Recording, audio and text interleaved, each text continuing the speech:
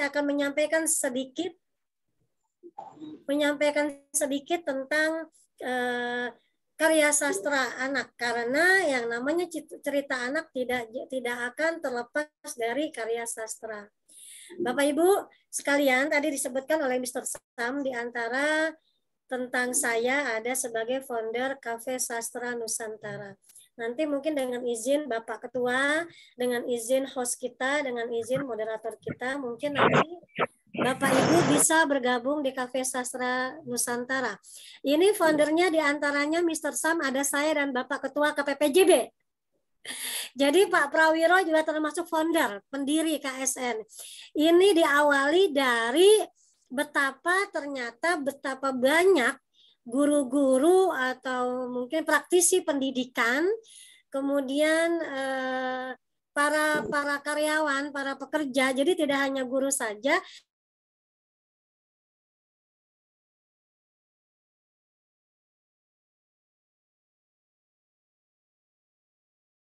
sama bersepakat untuk mendirikan KSN ini, sehingga dalam KSN tidak hanya guru saja yang ada di sini, juga ada para pekerja, juga ada pokoknya seluruh di luar dunia pendidikan ada di sini. Monggo yang mau masuk ke dalam KSN bisa melalui Mr. Sam nanti. Nanti mungkin Mr. Sam, Teh Erni juga bisa bergabung dalam KSN. Seperti itu. Dan memang bukannya eksklusif, tetapi ini memang baru sedikit peserta yang ada yang tergabung dalam grup WA. Jadi tidak hanya tentang puisi, tidak hanya tentang prosa, tapi semua ada di KSN ini. Itu Mr. Sam. Kemudian tadi Mr. Sam menyampaikan bahwa saya kelahiran Jakarta Utara. Mohon maaf saya ralat. Saya lahir Betawi, Jakarta Selatan. Nah, di Hidup Baru itu termasuk salah satu pusat besarnya Betawi.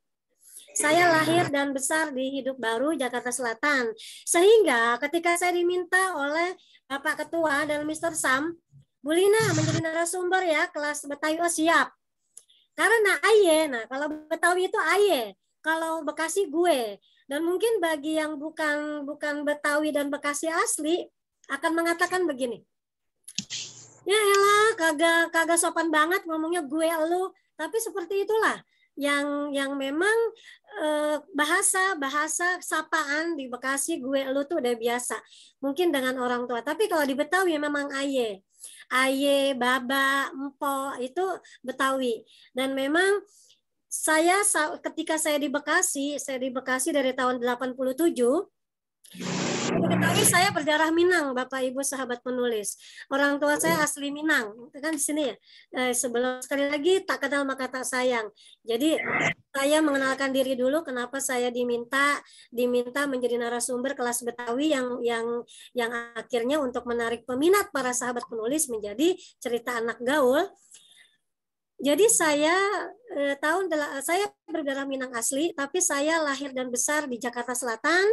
Kemudian tahun 87-88 saya di Bekasi sampai saat ini. Sehingga kadang saya memang kangen makanan-makanan Betawi asli yang tidak ada di Bekasi. Tapi akhir-akhir ini saya menemui nasi uduk khusus Betawi yang memang ada, cuma tidak semua tempat ada di Bekasi. Nah, kemudian tadi moderator hebat kita sudah menyampaikan bahwa dalam cerita anak gaul nanti tidak hanya bahasa daerah Betawi. Silakan mau bahasa Betawi daerah Bekasi, kemudian daerah lainnya, tapi tentu dengan tidak menghilangkan bahasa Indonesia. Kemarin kita sempat banyak tuibon betapa kita berbangga menjadikan bahasa Indonesia menjadi bahasa ASEAN. Maka kita pun melalui cerita anak gaul nanti juga menggunakan bahasa Indonesia walaupun diselip-selipkan ke dalam bahasa daerah atau bahasa gaul. Misal gini, kita bisa memasukkan di cerita anak pembicaraan seorang ibu dan anaknya. Contoh gini, Tong, lo mau kemana sore-sore begini? Mau maghrib gak? Ini bahasa Bekasi. Mau maghrib gak? Lo pengen main-main baik misalnya. Jadi dimasukkan bahasa serapannya daerah masing-masing atau mungkin bahasa Sundanya.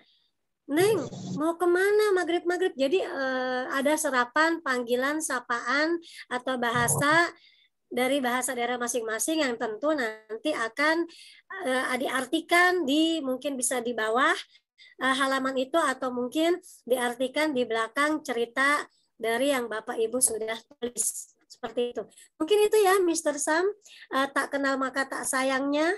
Jadi semoga Semoga itu mengapa saya alasan mengapa saya diminta oleh ketua, oleh host dan oleh moderator untuk menjadi memaparkan materi dalam cerita anak gaul ini.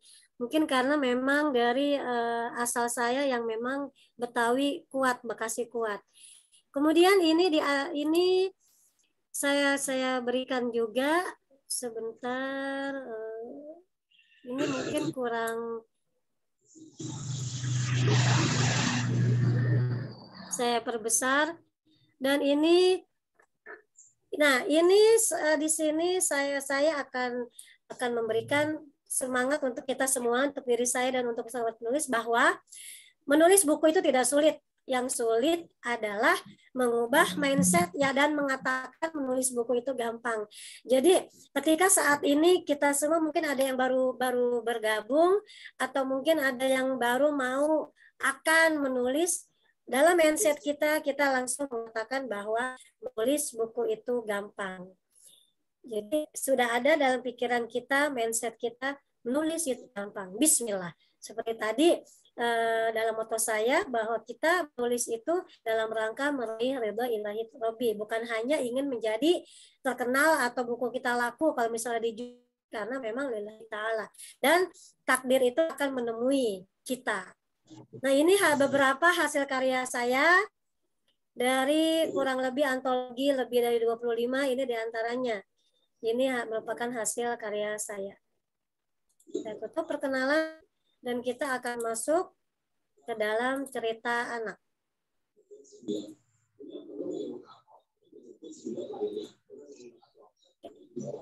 Bapak, Ibu, sahabat, masih semangat ya? Masih semangat menjelang siang ini? Sebelumnya saya akan memaparkan bahwa betapa banyak pendapat para ahli tentang penulisan cerita anak. Memang cerita anak, walaupun yang menulis adalah kita, para penulis-penulis dewasa, tapi imajinasi tentang anak-anak. Dalam psikologi, istilahnya kita menjadi apa yang kita hadapi. Kita menghadapi misalnya anak-anak usia 7 tahun, 11 tahun. Maka kita menjadi bahwa kita adalah anak usia 7 sampai 11 tahun. Dalam psikologi itu dikatakan bahwa kita itu bisa menjadi seorang dewasa, bisa menjadi seorang anak, bisa menjadi seorang tua, menjadi seorang muda. Bagaimana ketika kita berbicara pada yang lebih tua, maka kita menjadi orang yang lebih muda. Ketika kita bicara terhadap yang lebih muda, maka kita menjadi orang yang lebih tua. Jika kita berbicara pada anak-anak, maka kita menempatkan diri dengan bahasa mereka. Sampai ada salah satu ahli psikologi, ketika kita berbicara sama anak-anak yang belum bisa bicara lancar, maka kita bicara dengan bahasa mereka, tapi tidak dicadel-cadelkan. Karena itu akan mengganggu kognitif mereka. Contoh kayak gini. Adek sedang apa? Kok kayaknya asik banget megang itu makanannya. Jadi kita dengan bahasa yang melengking dan juga bahasa yang masuk ke mereka. Tapi bukan seperti ini. Adek, itu apa yang dipegang? Nah, jadi kita tidak menggunakan bahasa atau gaya orang dewasa. Sayang, anak usia 7 tahun SD. Sudah mengerjakan belum PR-nya? Nanti kita membahasakan ke anak-anak seperti itu. Atau ketika dengan orang dewasa lagi diskusi, bahasa kita pun berbeda. Contoh, kalau menurut saya, seperti ini sebaiknya yang kita lakukan. Jadi kita bermain peran, tapi bukan berpura-pura. Kita bermain peran sesuai dengan peran yang kita saat itu kita hadapi. Kemudian saya akan memaparkan dan mohon maaf ini tidak tidak tertulis di PPT yang saya sampaikan pada hari ini, bahwa cerita anak merupakan salah satu karya sastra anak. Sastra anak sendiri adalah karya sastra yang ditulis sebagai bacaan untuk anak, yang mana isinya sesuai tingkat perkembangan intelektual serta emosi anak. Cerita anak bisa digunakan sebagai hiburan maupun untuk memberikan anak pendidikan moral. Jadi kita bisa menuangkan semuanya, tapi namanya kita menulis cerita anak tentu ada bisa nyampe ke otak, ke intelektual anak dan emosi anak, seperti itu. Kemudian beberapa pendapat ahli, di antaranya menurut Nurgianto, cerita anak merupakan karya sastra anak berupa prosa, mengisahkan peristiwa atau pengalaman yang berdasarkan urutan waktu benar dialami seseorang, ataupun dapat berupa imajinasi mengisahkan dunia anak-anak. Sedangkan menurut Rampan dalam Subiantoro, cerita anak merupakan cerita sederhana namun kompleks. Kesederhanaan tersebut ditandai dengan syarat wacana baku serta kualitas yang tinggi, akan tetapi tidak rumit atau ruwet sehingga lebih komunikatif. Cerita anak adalah cerita yang harus menceritakan tentang kehidupan anak-anak dengan semua aspek yang mempengaruhi.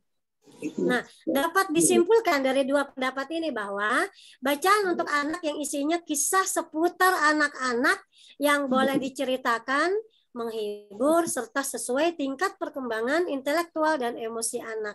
Dan tentu sesuai perkembangan anak. Nanti saya akan bahas dalam pemaparan materi saya, akan dipisahkan jenis usia tingkatan anak. Jadi itu Bapak Ibu awalan untuk materi kita. Jadi cerita anak itu sesuai dengan intelektual, sesuai dengan emosi, dan ternyata memang cerita anak ini termasuk karya sastra. Nah, maka di sini saya memberikan materi dengan judul Apresiasi dan Kreasi Sastra Anak secara judul globalnya.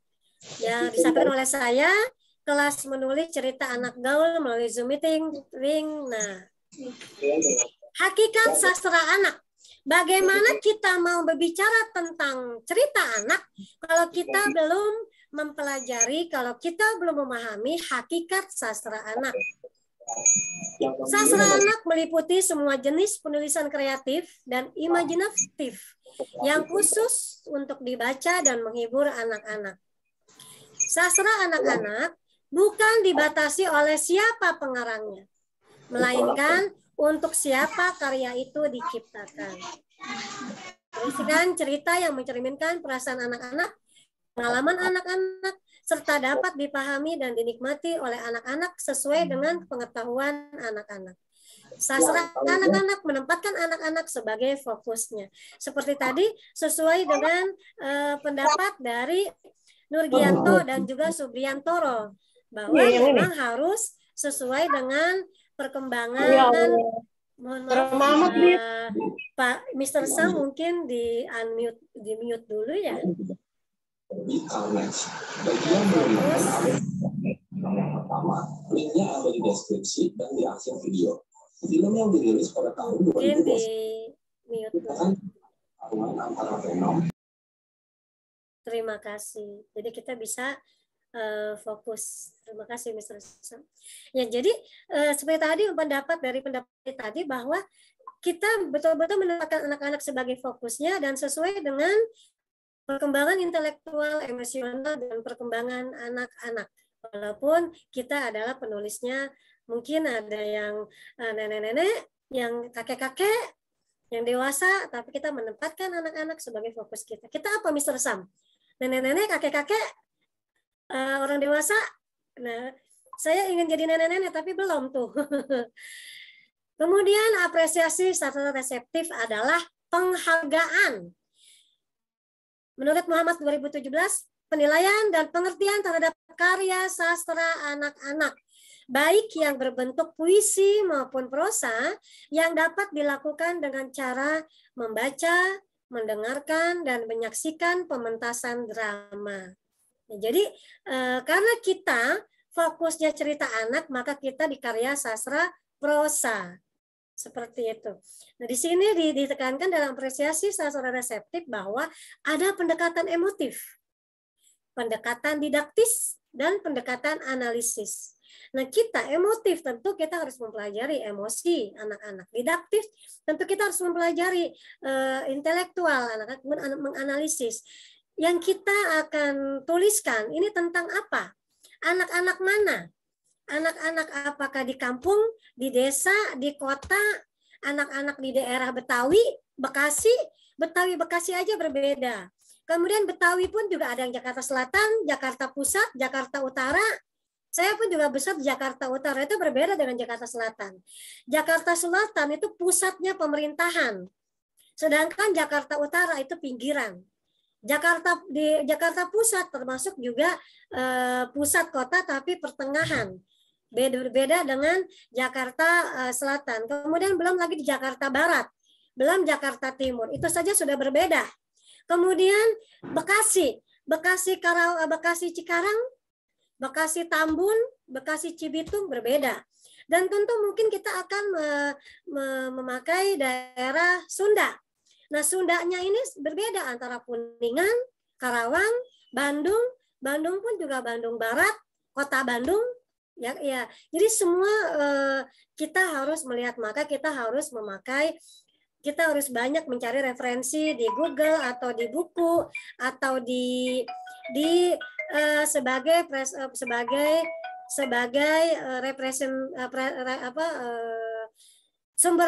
sumber pustaka kita untuk menulis. Karena seperti tadi kita membaca, mendengarkan, dan kita harus menganalisis sehingga apa yang kita tulis sampai kepada anak-anak. Tentu kita sama-sama sering mendengar tentang cerita legenda Malin Kundang, kemudian Kancil, kemudian buaya, dan semua kita mungkin menjadi referensi kita dalam menulis. Nah, jadi lalu kita mengamati, melihat apakah tetangga kita, murid kita, kemudian ketika kita melihat sekilas lagi di stasiun kereta, atau mungkin lagi di atas bus, atau mungkin lagi berhenti di lampu merah, kita melihat seorang anak, dan itu menjadi ide-ide kita. Dan tadi yang saya sampaikan dalam perkenalan di awal, mindset kita sama-sama bahwa menulis itu gampang.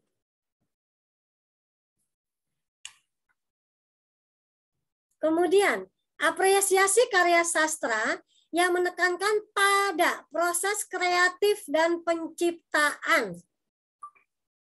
Apresiasi sastra secara produktif tidak mungkin terwujud tanpa diberikan pengajaran menulis, khususnya khusus menulis kreatif di sekolah dasar.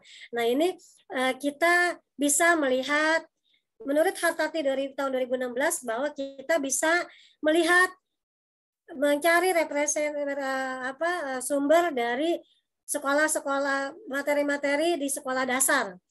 Seperti mungkin di sini ada sahabat penulis yang guru bahasa Indonesia atau guru SD bisa mencari referensi dari buku-buku SD seperti itu. Dan itu bisa kita untuk mewujudkan proses produktif dan imajinasi dan kreatif kita. Nah, perkembangan apresiasi sastra, memahami struktur cerita secara simbolik melalui bahasa, permainan, dan gambar. Memahami alur atau hubungan cerita, pendahuluan, klimaks, anti klimaks, dan penutup. Mungkin Bapak Ibu sahabat penulis pernah membaca atau menulis tentang pentigraf, di mana pentigraf itu hanya ada 3 paragraf, ada pendahuluan, klimaks, dan penutup. Itu hanya 3 paragraf. Tapi kita untuk menulis cerita anak yang mungkin lebih dari 3 paragraf, kita harus memahami alur atau hubungan ceritanya. Pendahuluan mungkin kita bisa buat di satu halaman. Kemudian klimaksnya 1 halaman. 1 halaman mungkin bisa terdiri dari beberapa paragraf. anti klimaksnya, dan penutupnya. Nah, di sini juga dijelaskan bahwa mampu berpikir abstrak, bernalar dari hipotesis ke kesimpulan logis, ini untuk kita bahwa kita harus melakukan seperti ini. Tidak mungkin kita secara kaku menuangkannya dalam ide, tapi kita tentu dengan tadi proses yang kreatif, produktif, dan pencipta sesuai dengan mental, emosi, intelektual, dan perkembangan anak. Kemudian menangkap alur dan subalur dalam pemikirannya, dan kita juga harus mengetahui perbedaan minat antara lelaki dan perempuan. Dan kita mohon, mungkin kita sama-sama, saya, Pak Ketua, host dan moderator kita, dan semua sahabat penulis, kita juga jangan sampai lupa perbedaan minat antara anak laki-laki dan perempuan. Dan kita mungkin banget dan memang harus, misalnya dalam cerita yang kita buat tentang boneka, dan kita juga harus membedakan bahwa boneka itu untuk perempuan, anak perempuan, dan juga bola untuk anak laki-laki. Jadi kita berusaha perbedaan minat ini. Melukis, yang perempuan melukis, misalnya melukis bunga, pepohonan, gunung. Yang laki-laki melukis robot, atau misalnya yang sesuai dengan minat anak laki-laki. Jadi jangan kita sampai campur adukkan, karena sekali lagi apa yang kita tulis kalau kita sampai ke hati anak, maka akan terus kepikiran. Seperti saya sampai saat ini, ketika dari kecil membaca, saya senang membaca dari kecil, membaca tentang Malin Kundang yang melawan, maka yang dalam otak saya sampai saat ini tidak boleh membentak, tidak boleh melawan sama orang tua, apalagi ibu. Dalam otak saya, maka nanti akan dikutuk batu, menjadi batu. Nah, dari situ dari hasil pengalaman saya pribadi, bahwa bisa disimpulkan bahwa ketika kita menulis tentang cerita anak, maka anak akan membaca, memahami, kemudian akan mengikuti apa yang mereka baca dari buku hasil karya kita. Maka tentu kita harus hati-hati di sini. Maka tadi dikatakan di awal tadi, apresiasi di awal bahwa kita harus pendekatan emosinya ada, didaktisnya ada, ilmu kita bagaimana pendekatan ke anak-anak, analisisnya ada. Ini kita harus betul-betul pakai ini untuk nanti dalam menulis cerita. Mau cerita apa saja, apalagi cerita anak gaul, kita harus paham. Kita harus paham bagaimana kita masuk ke dalam dunia anak gaul. Seperti ini, tahun 2018, masih kisah saya lagi. Tahun 2018, ketika anak saya masih SD, dan saat itu sedang boomingnya salah satu grup band dari Korea, K-pop. Saya dulu tidak terlalu antusias dan tidak mau tahu dulu. Sampai anak saya mengatakan, saya bertanya, ini siapa? Ini kan BTS, katanya gitu. Karena waktu itu saya dalam mindset saya, ini dalam mindset saya yang namanya musik luar tidak bagus untuk perkembangan anak tanpa saya menyelusuri dulu. Nah, itu mungkin bisa jadikan acuan buat Bapak Ibu sahabat penulis bahwa jangan seperti saya saat 2018. Padahal saya saat itu sudah mengajar di SMP, di dunia anak gaul sebetulnya saat itu. Dan saya mau apa-apaan nonton segala macam gitu. Nah, kemudian saya saya coba untuk mencari di Google, dan saya berusaha, apa sih ini kok sampai anak-anak muda, anak SD aja menggandrungi gitu K-pop ini. Dan sampai saat ini, dan saya memang ternyata saya mengikuti, dan di situ saya sebagai orang tua dan sebagai seorang guru, di mana murid-murid saya SMP, kemudian saya juga dengan bergaul dengan anak-anak SD, dan di situ saya berusaha mengikuti sambil mengerem mana yang baik, mana yang tidak. Dan ini kan dunia pergaulan, dunia modern, dan kita tidak bisa menutup mata. Nah, makanya KPPJB kenapa membuka kelas menulis ini agar saya pribadi, kemudian semua sahabat penulis cerita anak membuka mata. Inilah yang terjadi di dunia modern saat ini, dan itu yang bisa kita nanti tuangkan dalam cerita anak yang sisi positifnya yang sesuai semuanya dengan kembali lagi intelektualnya, emosinya, perkembangannya. Dan tadi perbedaan minat antara anak laki-laki dan perempuan. Seperti itu Bapak Ibu sahabat penulis sekalian.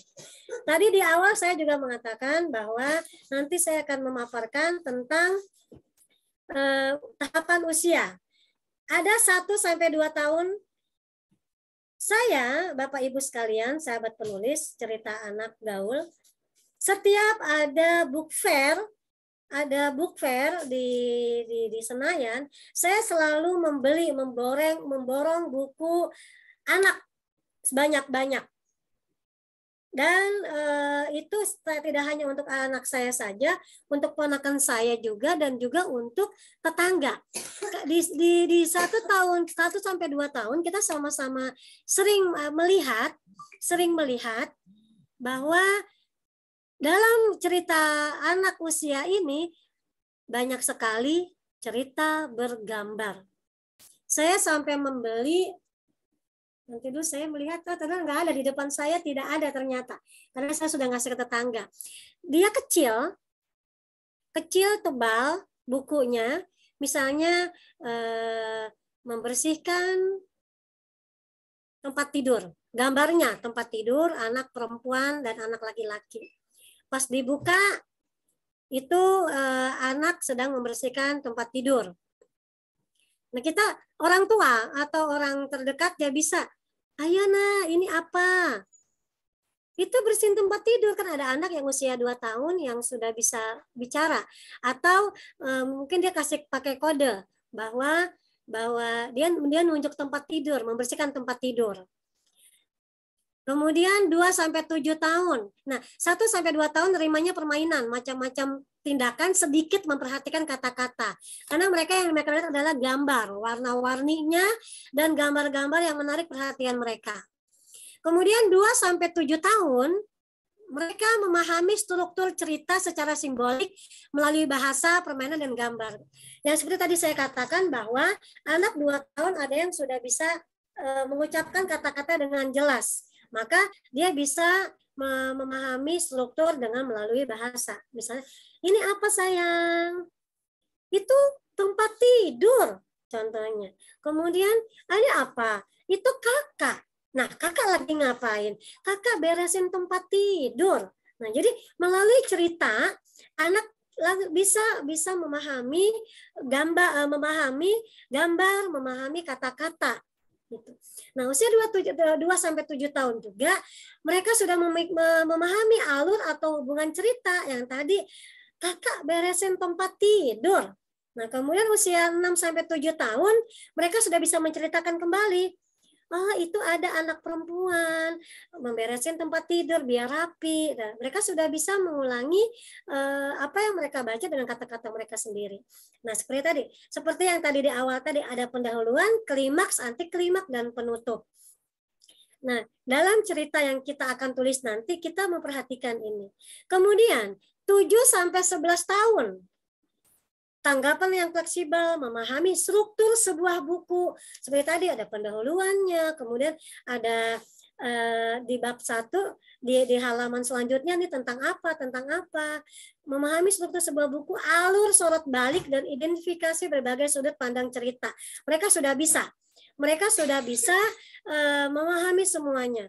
Kemudian 11-13 tahun, mereka mampu berpikir abstrak, bernalar dari hipotesis ke kesimpulan logis, menangkap alur dan subalur dalam pikirannya. Dan ini yang tadi di sebelumnya terjadi perbedaan minat antara anak laki-laki dan perempuan. Jadi seperti itu, Bapak Ibu sahabat penulis, bahwa kita harus memahami seperti tadi yang disampaikan oleh moderator hebat kita, Mr. Sam. Siapa nih ini kita, fokus kita, anak-anak TK kah? SD kah? kemudian anak-anak SMP kah, gitu. Jadi kita bisa ketika kita menulis di usia 2 sampai 7 tahun, ketika nanti kita menulis bisa memasukkan gambar apa. Kemudian untuk kemudian gambar-gambar yang menarik, walaupun nanti buku kita hitam putih, tapi gambar yang menarik bisa membuat mereka oh iya, ini bagus amat gambarnya, menarik perhatian mereka. Sama dengan kita juga yang sudah seumur begini, saya pribadi seumur segini ketika membaca buku, bukunya enak warnanya, walaupun hitam putih, kemudian juga tampilannya juga menarik, kita akan baca. Sama apalagi anak-anak, mereka tentu akan menarik. Tulisannya juga yang nggak terlalu rapat, kemudian gambar-gambar, kemudian cerita dari judulnya, sampai salah satu duta baca Indonesia, Kang Golagong, itu mengatakan bahwa ketika kita menulis judul untuk menarik pembaca, jangan lebih dari 4 angka. Ketika kita menulis judul, tulisan kita, jangan lebih dari 4 angka. Contoh, kayak buku saya, Sajak Rindu Tepian Hati. 4 angka. 4 kata. Sajak Rindu Tepian Hati. Itu tar, gak apa-apa sayang. Oh, ya. Jadi itu salah satu tips kita membuat judul untuk menarik perhatian pembaca.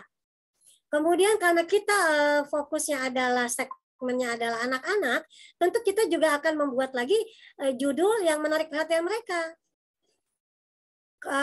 Yang kira-kira dari hasil pengamatan kita yang bisa menarik mereka, para pembaca segmen kita. Kemudian satu lagi kalimat yang saya pegang dan kita pegang bersama sahabat penulis cerita anak, kata Kang Golagong, beliau mengatakan bahwa menulis itu adalah kerja intelektual. Jadi menulis itu kerja intelektual. Walaupun kita di sela-sela kayak gini, mungkin ada sahabat penulis yang sambil mendengarkan pemaparan materi ini juga ada ide tuh langsung nulis di HP atau di buku. Setelah mungkin mendengarkan pemaparan dari saya atau tadi dari host, kemudian moderator, dan dari mungkin kalimat yang disampaikan oleh Ketua KPPBJB, mungkin ada ide yang akan dituliskan oleh Bapak Ibu sahabat penulis sekalian. Nulis sekarang. Nah, itu kerja intelektual, apa yang didengar, apa yang dilihat, apa yang diamati. Nah, kerja intelektual maksudnya apa? Kita kembali ke sini. Kita kembali ke sini. Di sini, bahwa kita harus mencari teori-teori. Kita membaca teori-teorinya. Kita browsing di Google, kita browsing mencari buku sumber yang ada kaitannya dengan cerita, walaupun imajinatif. Kita imajinasi, bukan bikin karya ilmiah, bukan karya tulis, tapi kita harus membaca. Kemudian kita kajian pustaka, ada buku, kita harus buku, kajian pustaka. Walaupun kita imajinasi, walaupun kita bukan karya tulis, jurnal, kita harus kajian pustaka. Dan terakhir, kita harus melihat, kita harus mengamati orang-orang, mencari pengalaman-pengalaman orang-orang. Jadi itu kalimat yang disampaikan oleh Duta Baca Indonesia, Kang Golagong. Mungkin Bapak Ibu sahabat penulis sudah memahami, sudah kenal. Jadi menulis kerja intelektual. Jadi menulis bukan untuk mengisi, tapi menulis itu menuangkan ide-ide yang berdasarkan kerja intelektual. Begitu, Bapak Ibu sahabat penulis. Kemudian di sini saya paparkan juga, ini maksudnya bukan puisi, ini puisi puisi dan cerita. Puisi dan cerita ini saya lewat. Nah, prosa. Nah, ini. Yang akan kita lakukan cerita. Karya sastra anak merupakan prosa. Kita tetap harus memperhatikan plot atau alur cerita. Kita mau di mana? Kita mau latarnya, kita mau plot ceritanya apa? Alur cerita akan berhubungan dengan segala hal seperti peristiwa, konflik, klimaks, hingga bagaimana cerita itu selesai. Sudirman mengatakan bahwa alur merupakan peristiwa diurutkan sehingga membangun sebuah cerita. Dan alur juga merupakan peristiwa itu terjadi. Jadi tokoh dan semua peristiwa itu menjadi satu. Itu alur. Kemudian selanjutnya yang kedua penokohan. Nah, penokohan. Tokoh yang akan kita tuliskan apa nih? Pokoknya siapa? Ujang, Sineng, ada Kancil, ada emaknya, ada Mbah Haji, ada Engkong, dan Nini. Nah, terus harus menokohkan. Karena tokoh adalah unsur yang selalu menarik perhatian serta kesan di dalam cerita anak. Saya kemarin hari Senin, saya mendongeng. Saya diminta untuk mendongeng dalam pesantren kilat anak di masjid sekitar rumah saya. Ketika saya diminta untuk mendongeng, saya langsung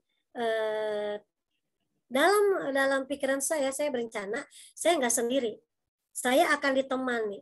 Dan setiap saya diminta menjadi narasumber atau menjadi pemateri, saya akan bertanya siapa audiensnya.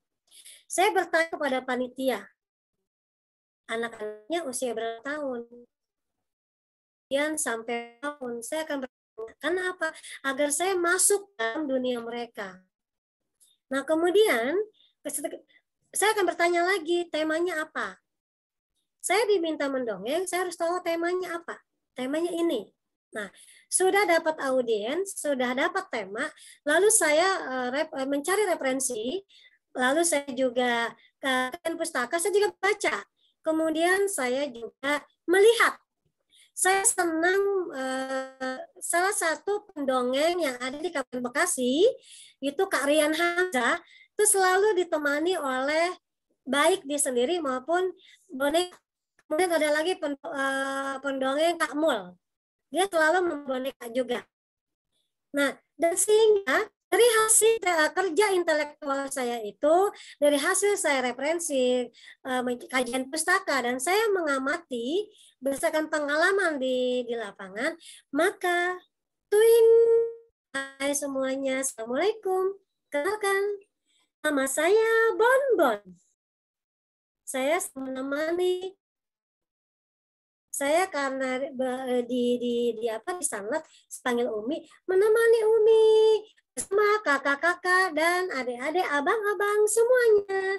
Nah, saya ditemani ini.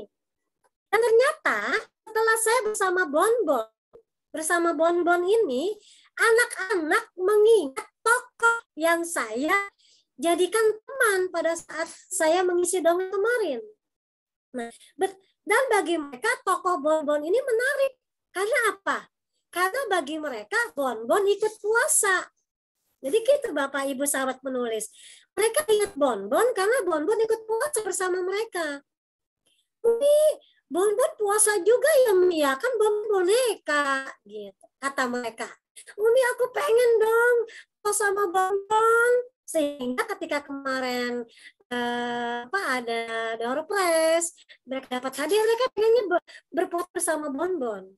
Nah, itu tokoh itu maka dikatakan bahwa tokoh sangat penting. Jadi sehingga ketika mereka membaca cerita yang kita tulis, tokoh apa yang menarik bagi mereka? Sama kayak Malin Kundang, kayak Kancil, Buaya. Jadi para penulis cerita anak dulu, para senior-senior kita, para pengarang-pengarang buku itu sudah berhasil. Berhasillah kenapa kita bisa mengingat sampai saat ini, dari kita kecil sampai saat ini, tokoh-tokoh yang menarik perhatian hati kita pikiran kita ketika kita masih anak-anak. Dan ternyata tokoh-tokoh itu pun anak-anak zaman sekarang juga masih mengingat seperti itu. Sehingga penokohan sangat penting. Kemudian tema. Yang ketiga latar ya, latar sangat penting atau setting bisa diartikan sebagai tumpuan di mana langsung segala peristiwa serta kisah dalam cerita. Apakah di pedesaan, perkampungan, perkotaan, apakah di RT 5 RW 20 atau misalnya di mana. Maka kenapa dalam setiap cerita zaman dulu selalu dikatakan pada zaman dahulu kala di suatu desa Sumberjaya, Tambun Selatan, seperti itu. Jadi latar settingnya kita harus jelaskan. Tema, keempat tema. Tema secara sederhana bisa dipahami sebagai gagasan mengikat sebuah cerita. Tema merupakan dasar dari pengembangan sebuah cerita. Tema, nah ini tema nyambung dengan pesan atau amanat, bahwa dalam tema ini ada pesan-pesan atau amanat dalam suatu cerita. Di sini tema ada unsur intrinsik dan intrinsiknya. Di sini juga tema ada tokoh juga, latar, dan alur. Pemahaman dari tema ada sebuah cerita merupakan pemahaman pada makna itu sendiri, dan tema merupakan gagasan utama. Jadi apa gagasan utama? Apa yang mau kita ceritakan dalam cerita ini? Kemudian konflik, dan tentu dalam cerita ada konfliknya. Seperti kelinci, kancil yang menipu buaya. Bagaimana kita merasakan ketegang ketika kancil mau dikejar-kejar buaya, mau dimakan sama buaya. Pada akhirnya kancil dengan kecerdikannya dia bisa bebas. Itu ada konflik baik konflik yang sederhana maupun yang konflik agak rumit sesuai dengan tadi. Sesuai dengan usia berapa kita segmen kita, 1 sampai 2 tahun kah, 2 sampai 7 tahun kah, 7 sampai 11 tahun kah, atau 11 sampai 13 tahun kah. Nah, itu kita harus tidak melupakan hal itu.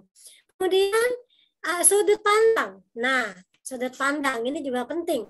Apakah sudut pandang kita sebulis atau sudut pandang dari kita harus pahami ini, karena memang tugas editor itu harus benar. Jadi tugas kita sebagai editor nanti dalam tulisan naskah ini harus benar-benar, karena bisa jadi di awal cerita sudut pandangnya dari si penulis. Pada zaman dahulu kala dalam sebuah desa Sumberjaya, Tambun Selatan, Kabupaten Bekasi, hiduplah seorang anak. Yaitu dari sudut pandang seorang penulis. Terus tiba-tiba tanpa ada pemberitahuan sebelumnya menjadi sudut pandang tokoh. Nah ini, makanya memang kita harus hati-hati. Jadi sekali lagi kita, walaupun mindset kita adalah menulis itu mudah, kita tetap harus memperhatikan ini semua dalam menulis cerita. Dan dalam konflik, kita harus juga memahami ada konflik di awal, di tengah, atau di akhir. Sehingga memang harus benar-benar kita memahami. Sebelum kita menulis, kita yang tadi disampaikan oleh Duta Literasi Indonesia, kita harus betul-betul sumber, kemudian kita juga harus melihat, mengamati. Seperti itu. Tadi saya sudah dalam materi ada puisi, kemudian ada drama. Nah ini tidak saya paparkan, nanti Bapak Ibu penulis ini sebagai acuan saja, sebagai referensi saja. Nah di sini, nah ini jenis-jenis cerita ini kita juga harus pahami. Bu Lina tadi di awal tadi ada 1 sampai 2 tahun, kemudian dibagi lagi 2 sampai 7, 7 sampai 11, 11 sampai 13. Oh ini sekolah kelas 1 SD, tidak apa-apa ya Bapak Ibu sahabat penulis, kita jangan bingung. Saya nggak bisa minum ini. Nah, di sini disampaikan jenisnya. Kalau tadi perkembangannya, jenis anak prasekolah kelas 1 SD. Nah, apa cerita yang digemari adalah cerita-cerita lugas, singkat, dan akrab dengan dunia mereka. Makanya kenapa kita disuruh untuk kajian pustaka, browsing Google, kemudian melihat apakah tetangga kita atau murid kita supaya tidak lepas dari perkembangan usia mereka. Seperti itu. Jadi jenis-jenisnya apa? Ada 3 dibahas di pemaparan saya ini. Prasekolah kelas 1 SD, kemudian usia 6 sampai 10 tahun. Cerita binatang, cerita anak di negeri lain, hikayat lama dan baru. Kemudian usia 11 sampai 14 tahun membutuhkan cerita nyata. Walaupun cerita nyata, tetap imajinasi kita main. Seperti saya lebih sering ketika saya bercerita, baik cerita, puisi maupun pentigraf maupun semua tulisan-tulisan saya sebetulnya selalu tidak betul-betul cerita tentang pengalaman saya. Sampai saya pernah menuliskan puisi tentang kegalauan hati. Nah, lalu ada yang japri ke saya, Bu Guru, itu Bu Guru lagi galau kenapa? Lah, ngapa emang Bun? Nah itu puisinya tentang lagi galau-galau. Saya katakan, Bun, itu puisi yang saya buat itu berdasarkan tema yang diminta oleh panitia. Saya bilang gitu. Oh, kirain Bunda mah Bu Guru lagi galau. Nah, terus lagi saya juga pernah menulis juga tentang cerita pentigraf. Nah, terus ada yang japri lagi. Ya Allah, Bu Lina kasihan banget sih itu. Terus bagaimana itu kabarnya Bu Lina? Kabar yang mana ya? Saya bilang, itu pentigraf yang Bu Lina tulis. Bu, mohon maaf, pentigraf itu adalah hasil dari imajinasi saya. Oh, kirain itu mah hasil Bu Lina. Jadi kita memasukkan seolah-olah itu kehidupan nyata kita, padahal itu adalah imajinasi kita. Seperti itu. Berarti kan berhasil saya mengecoh pembaca gitu. Nah, kemudian seperti cerita-cerita legenda, itu para pengarang itu betul-betul memasukkan cerita yang seolah-olah itu kejadian nyata. Padahal kalau ditelusuri itu ceritanya katanya. Jadi seperti itu. Betapa berhasil para pengarang, para penulis sastra zaman-zaman angkatan di atas kita, Masya Allah. Mereka bisa berhasil mengecoh pembaca dan betul-betul menarik minat pembaca seolah-olah itu kejadian nyata. Dan kita harus memang belajar seperti itu. Saya pribadi, saya banyak belajar untuk bagaimana cerita anak itu menarik perhatian pembaca sesuai dengan jenisnya, sesuai dengan segmen kita umur berapa tahun. Seperti itu, Bapak Ibu sahabat penulis. Jadi cerita-cerita binatang, hikayat lama kayak Abu Nawas, sampai saat ini kan kita masih mempertanyakan, hikayat Abu Nawas ini beneran apa enggak sih? Seperti itu. Jadi itu berarti berhasil banget itu para penulis-penulisnya. Jadi jenis-jenis cerita ini, bagaimana cara imajinasi yang kita tayangkan, yang kita tuangkan dalam cerita anak, itu betul-betul bisa masuk ke dalam dunia anak usia 2 hingga 13 atau 14 tahun. Seperti itu Bapak Ibu sekalian. Kemudian ada lagi jenis cerita anak, cerita jenakanya ada atau tadi fabel, binatang, legenda, kemudian juga mungkin ada legenda alam gaib, kemudian legenda keagamaan, legenda setempat. Maka tadi yang Mr. Sam sampaikan tentang daerah masing-masing, misal legenda-legenda setempat gitu. Dan tentu dengan bahasa Indonesia dan bahasa serapan.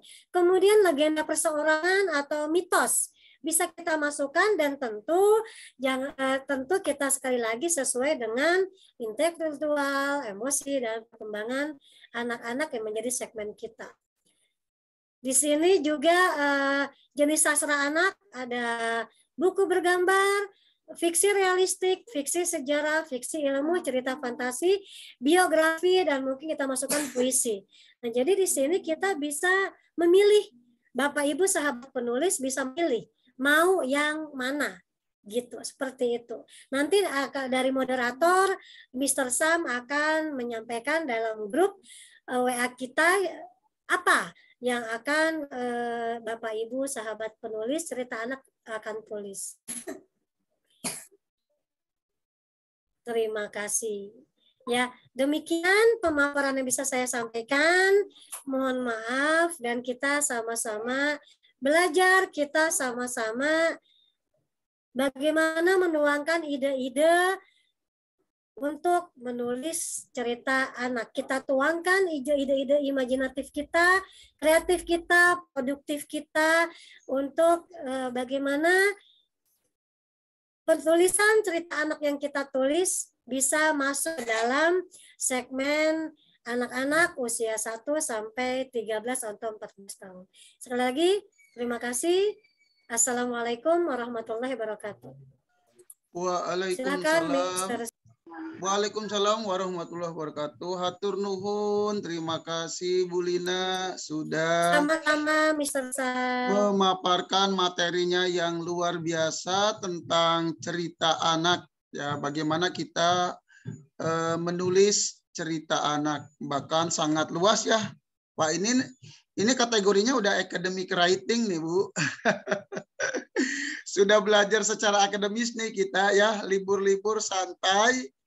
Walaupun ada yang masuk kerja tapi sudah tidak ada aktivitas seperti biasa mengajar ya.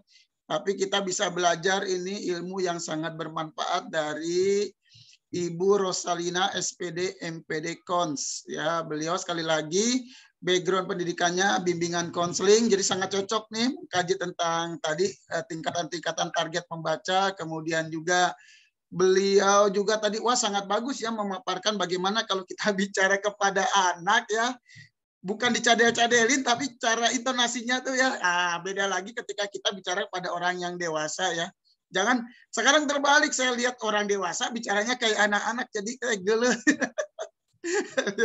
Nah, itu sangat bagus karena beliau juga pendidikannya kan S2-nya pendidikan bahasa Indonesia. Dan masih hangat ya, 1 tahun yang lalu ya Bu? Atau belum ada 1 tahun? 2 tahun yang lalu ya, masih hangat. Jadi ilmu-ilmunya sangat bagus. Hatur nuhun sekali lagi berterima kasih. Bapak dan Ibu, sebelum saya buka sesi tanya jawab ya, nanti kita santai saja ya bertanya-tanyanya. Saya ingin semuanya bertanya. Waktunya lama kok, ada 1 jam. Saya mau sedikit ulas ya Bapak dan Ibu, mungkin pokok-pokok yang perlu kita pahami ya di kegiatan kita berikutnya nih. Oh iya Bapak dan Ibu, mohon maaf nih di awalnya kita ini dengan tim berdiskusi nih untuk kelas kita kali ini memang kelas berbayar, tanda kutip ya, berbayar tanda kutip. Jadi sebenarnya gratis. Nih begini ceritanya. Jadi kan itu biayanya kan kalau hanya mendaftar, mengikuti Zoom dan belajar di grup. Jadi nanti tidak hanya di grup ya, tidak hanya di Zoom ini ya. Di Zoom ini mungkin 1 kali, kita nggak tahu ke depannya apakah mau perlu 2 kali, tidak lihat belakang. Tapi nanti di grup kita akan membahas secara intens dengan Ibu Lina dan saya sedikit membantu karena narasumber utamanya Bu Lina. Nanti juga ada Bu Erni. Bu Erni juga menulis cerita anaknya banyak loh. Wah, Bu Erni ini hebat ya. Bahkan beberapa bukunya dipakai di referensi di perguruan tinggi loh. Ya, kajian cerita anak. Wah, saya bahkan sampai antri beli buku itu. Kehabisan. Alhamdulillah waktu itu saya ada acara di Bandung ya. Saya minta tuh ya. Pokoknya Bu Erni saya buku-bukunya di buku cerita anak selalu saya ingin ya. Kemudian Bapak dan Ibu, jadi di grupnya nanti kita akan bahas. Nah, nanti begini. Mengapa sih di awalnya ini harus bayar ya 30.000 kan minimal ya. Bayar 30.000 minimal. Sebenarnya itu tidak bayar loh sebenarnya. Karena bagi yang sudah bayar 30.000, dia cukup menambah 150.000. Jadi jumlahnya 180.000. 180.000 itu memang paket penulisan di KPPJB. Ya, jadi itu. Jadi sebenarnya Bapak dan Ibu yang bayar 30.000 dan 180.000 itu nanti sama saja ketika mau lanjut menulis. Nah, cuma kita berikan kesempatan bayar 30.000 itu mungkin khawatir ke belakangnya tidak mau menulis, mau belajar saja. Padahal yang kita inginkan semuanya menulis. Jadi yang sudah bayar 30.000 cukup menambah 150.000, makanya jumlahnya nanti menjadi 180.000. Itu memang paket untuk biaya penerbitan dan pencetakan di KPPJB dengan 2 eksemplar buku yang akan diterima, buku kita bersama. Sama itu di kelas yang sedang saya temani, itu kelas opini juga begitu ya. Tapi di opini di awalnya Zoom meetingnya tidak bayar. Padahal kalau bayar kan lebih intensif. Tapi saya jadi bertanya-tanya, yang ikut sampai 200 orang, bahkan di grup tuh sampai hampir mau 500 ya. Tapi yang nulisnya kita tunggu sampai berbulan-bulan hanya beberapa orang. Tapi alhamdulillah sekarang sih sudah sampai ke 20 orang lebih. Itu yang sebenarnya strategi yang ingin kita cari Bapak dan Ibu. Jadi siapa sih yang mau fokus nih gitu. Jadi sebenarnya kelasnya gratis loh. Sebenarnya gratis kelasnya. Asal Bapak dan Ibu mau lanjut menulis ya. Menulis nanti. Dan menulisnya nggak banyak. Ada yang sudah bertanya-tanya. Menulisnya cukup 1 judul saja. 1 judul saja. Berapa halaman? Ya minimal 2 halaman saja. Nanti maksimal 4 halaman. Jangan terlalu banyak. Terlalu banyak nanti lama jadi mengeditnya. Kemudian juga cerita untuk anak itu jangan terlalu panjang, ya jangan terlalu panjang. Nah, Bapak dan Ibu, itu ya seperti itu ya. Jangan sampai nanti, wah KPPBJ sekarang jual mahal ya katanya harus berbayar, tidak ya. Nah, nanti juga linknya ini, link YouTube-nya kita akan share ke seluruh grup KPPJB. Jadi linknya akan dinikmati seluruh anggota KPPJB. Baik di Jawa Barat, baik di Jakarta, baik di provinsi lain. Jadi gratis ilmunya. Jadi sekarang ini mengapa berbayar itu sebenarnya seperti berbayar padahal tidak. Kita ingin memfokuskan siapa-siapa saja sih yang benar-benar ingin mau menulis. Jadi kita berharap nih Bapak dan Ibu yang sudah membayar 30.000 itu lanjut nanti 150.000 ketika selesai belajar ya, supaya nanti karya kita dibukukan bersama. Kemudian ada nih yang sudah bayar lebih dari 30.000, 50.000, berarti nambahnya 130.000 gitu. Pokoknya itu paket 180.000 memang biasa di KPPJ untuk 2 eksemplar buku. Bapak dan Ibu itu ya, jadi sebenarnya gratis ilmunya. Nanti kita akan share linknya bagi teman-teman yang mau juga mempelajari tentang menulis anak. Dan Bapak dan Ibu juga boleh men-share linknya nanti ya. Bapak dan Ibu, nanti setelah ini juga kita ada kelas Senryu sama seperti ini tekniknya. Ya, puisi Jepang, tapi yang lebih mudah, tidak seperti haiku ya. Dan narasumbernya sudah siap. Wida. Kemudian, Bapak dan Ibu, tadi sudah diuraikan oleh narasumber kita. Nanti di cerita kita mohon munculkan 1 konflik saja Bapak dan Ibu. Supaya ceritanya tidak mengambang kemana-mana. Pilih 1 konflik yang sangat menarik. 1 konflik yang kelihatannya bikin greget pembaca. 1 konflik yang bertanya-tanya si pembaca seperti apa nih nanti akhirnya. Jangan konflik yang mudah dibaca. Ya, walaupun untuk anak. Tapi nanti cara penyelesaian konfliknya masuk akal buat anak ya. Nah, usahakan begini. Usahakan cerita itu seperti masuk ke dalam dunia anak. Kan nanti yang membaca anak. Dan usahakan bahwa dia itu nanti mampu menyelesaikan masalahnya. Jadi seperti ada timbul kemandirian dalam anak. Ya, jadi jangan terlalu banyak campur tangan tokoh orang dewasa. Nah, kita sangat senang nih kalau seperti itu. Nggak usah takut Bapak dan Ibu. Wah, gitu cuma cerita ya. Kecuali kita mesilakan anak kita pergi sendirian terus kita bingung mencari. Tidak, ini di sebuah cerita saja ya. Sebuah cerita kita berimajinasi seakan-akan itu dunianya mereka, ada masalah pada mereka diselesaikan oleh mereka. Wah, sangat menarik itu. usahakan hindari keterkaitan atau campur tangan ada orang tua di situ, orang dewasa. Akan lebih menarik, ya, akan lebih menarik. Jadi gregetnya kelihatan, ya, gregetnya kelihatan.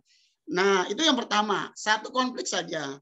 Dan kemandirian anak terlihat. Kemudian yang kedua, Bapak dan Ibu, karakter baik ya yang dimunculkan. Dulu saya pernah membuka kelas cerita anak di KPPJB. Kemudian sampai pesertanya banyak sekali ya TRD-nya, sampai bukunya itu sampai 2 jilid ya. Kemudian sangat tebal ya, sangat tebal, banyak sekali. Tapi ada yang missing di situ Bapak dan Ibu. Ketika saya edit, ada cerita-cerita yang mengandung seperti karakter kurang bagus. Misalnya balas dendam. Aduh, jangan Bapak dan Ibu. Jangan, nanti dihindari, mohon dihindari. Dalam dunia nyata memang ada seperti itu. Tadi juga saya katakan, dalam dunia nyata ada nih bahasa-bahasa gaul yang dimunculkan oleh anak yang kurang bagus. Tapi nanti jangan dimunculkan. Bahasa gaul yang kurang bagus jangan dimunculkan. Karakter jelek jangan dimunculkan ya. Jangan bertelanjang gitu ya. Jangan apa adanya ya. Dan imajinasinya kan dari kita. Kita setting ya. Walaupun konfliknya benar-benar yang sangat greget, tapi hati-hati karakter baik yang dimunculkan. Jangan karakter balas dendam. Jangan karakter kekerasan ya. Jangan karakter, pokoknya jangan karakter jelek. Jangan ya, hati-hati. Hati-hati kita. Kemudian oh iya, kita ini jenis cerita anaknya cerita realistik ya Bapak dan Ibu. Nanti akan ada kelas berikutnya yang fiksinya, fiksi sebenarnya, atau fiksi benar-benar fiksi yang tidak masuk akal. Nanti tidak sekarang ya. Nah, yang sekarang kita fokus kepada cerita yang realistik. Walaupun ada unsur imajinasi yang kita bangun, ya. Tapi jangan yang di luar logika, jangan. Makanya caranya tadi kata Bu Lina, referensi. Supaya kita ini ada pembelajaran. Bagaimana sih referensi? Ya kalau mau baca, bagus baca buku teori. Tapi kalau nggak ada waktu, di Google. Ya di internet lebih gampang. Kalau tidak ada waktu, di YouTube Bapak dan Ibu. Di YouTube juga bisa. Ya.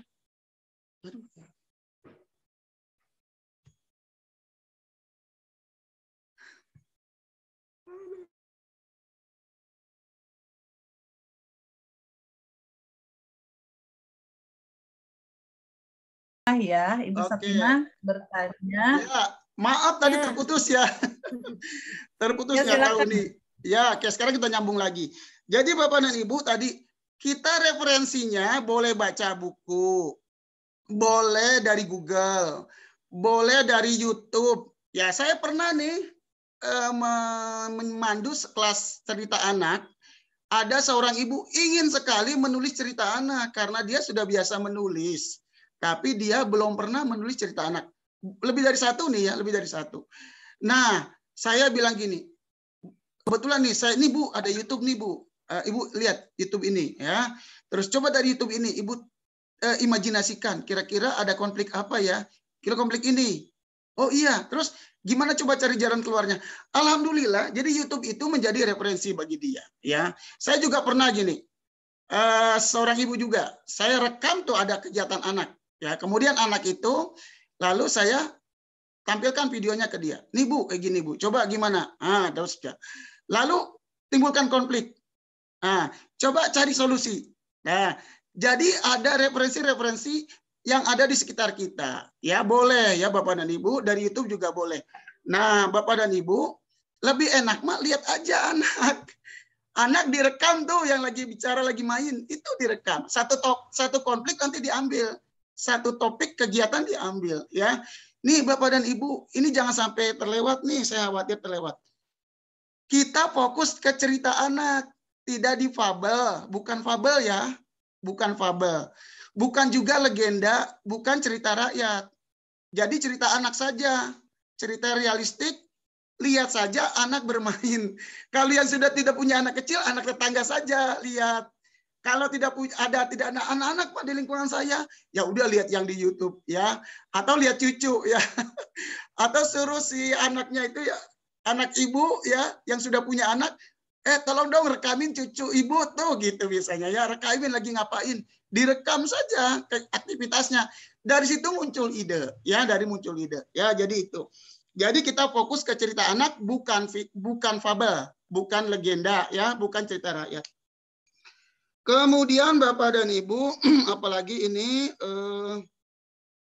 oh iya, target pembacanya tadi udah kita ulas ya, SD dan SMP. Target pembacanya, bahasa yang digunakan, bahasa yang realistik ada di dalam kehidupan anak.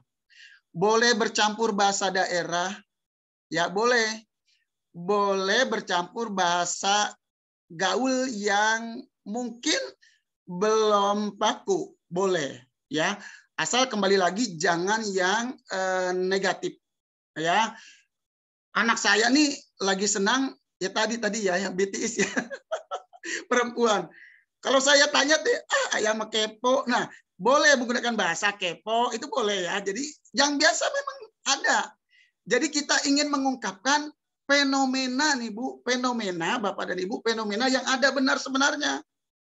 Fenomena sebenarnya. Ada nggak yang masih bahasa baku yang dipakai? Tuliskan. Apa dia jarang menggunakan bahasa baku si anak ini? Ya nggak apa-apa, silakan. Cuma nanti ketika ada muncul kata-kata yang memang tidak pantas, itu yang kita skip, boleh diganti. Ya, boleh diganti.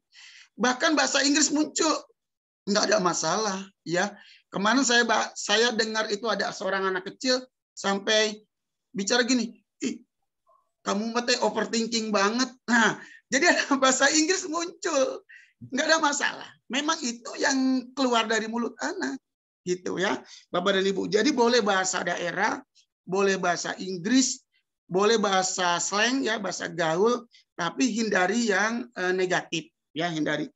Kemudian apalagi? Oh ya, bentuknya apakah harus dialog? Apakah monolog? Bebas saja. Boleh monolog, boleh dialog. Bapak dan Ibu, yang bagus mah ada percampuran antara monolog dan dialog. Pak, saya belum bisa nih bikin ada dialog. Bikin monolognya dulu.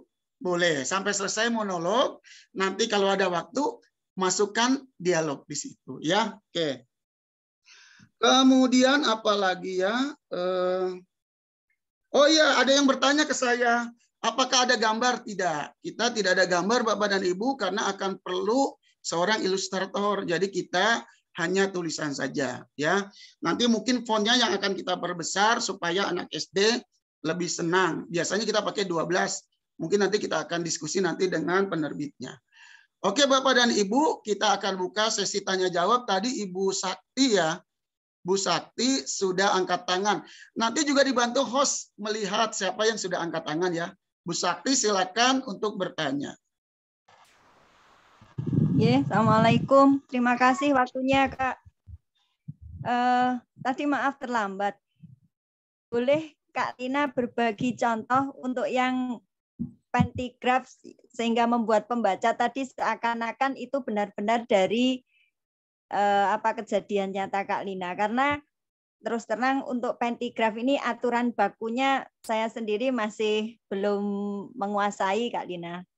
Mudah-mudahan berkenan. Jadi nanti untuk prakteknya yang ini bisa mengacu atau paling tidak belajar dari pentigrafnya Kak Lina yang tadi diceritakan, mengesankan bagi orang tua anak yang membacanya. Terima kasih, Kak. Assalamualaikum.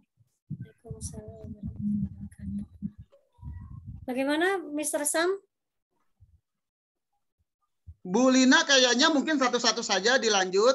Yeah. Jadi kalau yang bertanya langsung, nanti yang di chat saya akan bacakan. Ya. Jadi Bu Lina nantinya akan menjawab. Jadi yang sudah di chat saya akan bacakan Bapak dan Ibu. Nggak usah takut ya. Tapi kalau yang mau langsung, mangga silakan raise hand ya. Ya, nanti Bu Jaibah mau bertanya katanya setelah Bu Sakti ya. Tapi kita akan dengarkan dulu jawaban dari Bu Lina supaya nggak lupa ya. satu-satu. Sekali lagi nanti yang di chat akan saya bacakan. Silakan Bu Lina. Ya, siap Mr. Sam. Bu Sakti ya. Satu yang paling saya ingat karena saya di Japri, pentigraf itu ada tiga paragraf. Saya biasanya menulisnya di WA. Nah, satu paragraf bisa lebih dari 5 baris, tapi jangan terlalu banyak. Karena namanya pentigraf kan cerita 3 paragraf. Diawali pertama kali itu ceritanya anak-anak kecil sedang bermain, anak usia SD. Di situ saya memakai kata saya, memakai nama Lina. Kemudian di paragraf kedua, tiba-tiba ada bapak yang mirip ayahku datang. Kemudian duduk karena membelakangiku, sehingga aku tahu itu ayahku. Nah, di paragraf ketiga, terus karena ayahku saat itu sedang jongkok membelakangiku, maka aku langsung nemplok ke ayah, nemplok sambil berseru, ayah, ayo kita pulang. Karena kalau pentigraf itu hanya satu dialognya, yang lain bercerita. Dan tidak boleh lebih dari satu dialognya itu. Setelah teriak, kemudian tiba-tiba aku ditertawakan oleh teman-temanku. Pas aku lihat, gubrak, ternyata itu adalah tetangga sebelah rumahku. Seperti itu. Jadi singkat, jelas, kemudian ada kalau bahasanya pentigraf ada twistnya, ada hal yang mengejutkannya, seperti itu. Tuh contohnya pentigraf. Salah satu yang saya tulis bahwa ternyata itu kan mengagetkan bagi si anak saat itu, anak SD kelas 3. Seperti itu, Bu Sakti. Ya, terima kasih. Berarti satu paragraf itu 5 kalimat atau ya? Lebih, boleh lebih, tapi jangan terlalu panjang. Oh, kalau dalam satu kalimatnya ada batasan jumlah katanya atau tidak? Ada jumlah batasan katanya. Berapa, Kak Lina? Idealnya kalau dalam satu kalimat itu misalnya tidak boleh lebih dari, kalau Kak Lina ada masukan berapa? Minimalnya berapa atau maksimalnya berapa? Dalam satu paragraf atau dalam satu kalimat? Dalam satu kalimat itu idealnya maksimal, kalau untuk anak-anak untuk bisa mudah memahami, maksimal ada berapa kata dalam satu kalimat? Maksimal 210 kata. Dalam mungkin satu bisa, kalimat? Bukan dalam satu kalimat, dalam satu paragraf. Dalam paragraf pentigraf. Dalam pentigraf maksimal 210 kata. Jadi misalnya Bu Sakti paragraf pertama ingin 100 kata, keduanya 100, ketiga maka maksimal 150, seperti itu. Jadi tidak, apalagi untuk anak-anak. Mungkin nanti Mr. Sam dengan Teh Erni bisa kalau saya salah monggo diperbaiki. Jadi maksimal 210 kata dalam pentigraf itu. Kalau dalam satu kalimatnya berarti tidak ada batasan ya Kak Lina? Tidak ada batasan. Oh, nggih. Terima kasih, matur nuwun. Sami-sami. Kita lanjut ke Ibu Siti Jaibah. Kemudian setelah Ibu Siti Jaibah, Ibu Sri Rahayu ya. Sekarang Ibu Siti Jaibah dulu. Silakan. Ya. Assalamualaikum warahmatullahi wabarakatuh, Bu Lina. Waalaikumsalam warahmatullahi wabarakatuh. Sama Bu Lina waktu itu telah dibimbing juga untuk penulisan pantun Karmina sama apa ya? Oh ya. Salam. Ketemu lagi kita. Puisi Nusantara kalau tidak salah. Ini Bu Lina izin bertanya, kalau dalam cerita anak, misalkan ada suara bunyi jam misalkan, atau anak sedang mandi, atau suara deru mobil, apakah itu harus dituliskan juga? Misalnya kalau suara sedang mandi, biur, nah itu harus dituliskan juga atau tidak perlu? Misalnya seperti itu. Ya. Bunyi jam, misalkan anak bangun karena terdengar alarm jamnya, misalkan alarmnya itu dituliskan juga misalnya tetet atau tidak perlu. Nah itu. Ya, kalau tadi keterangan pemaparan dari Mr. Sam, cerita anak realistis, dan untuk menarik anak, minat baca anak bisa dimasukkan seperti itu untuk menarik. Maka kita kan akan melihat ini mau usia berapa tahun. Kalau misalnya usia 3 tahun atau 4 usia yang udah bisa baca 7 tahun atau 8 tahun bisa dimasukkan itu. Oh iya. Seperti itu.